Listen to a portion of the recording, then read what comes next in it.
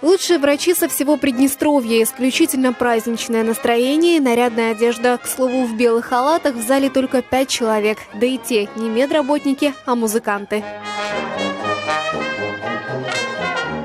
Концертные номера в качестве подарков и слова благодарности от высоких гостей. Председатель правительства Петр Степанов зачитал приветственный адрес президента республики, в котором отмечалось: государство уделяет системе здравоохранения особое внимание, реализуются целевые программы, производится закупка нового современного оборудования, решается вопрос повышения зарплат.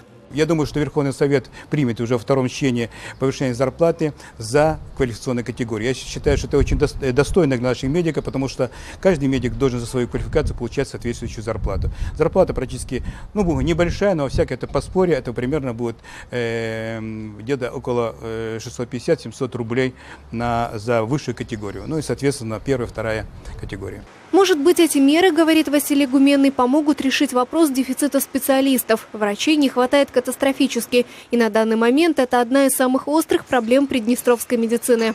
И если это будет так дальше продолжаться, фактически мы не сможем справиться с этой ситуацией.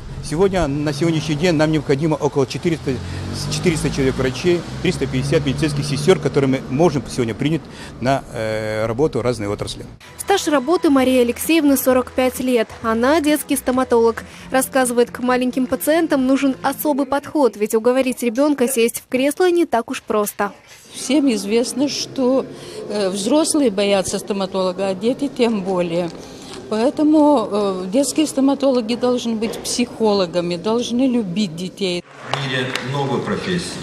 И самая гуманная, самая востребованная, безусловно, это ваша профессия.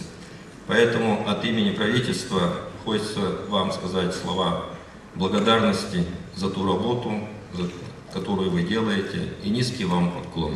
Сегодня Мария Алексеевна и несколько ее коллег получили звание «Почетный врач республики». Других наградили медалями за трудовую доблесть и за отличие в труде. Анастасия Чернетинская, Наталья Храмова, Николай Беркиншток, Первый Приднестровский.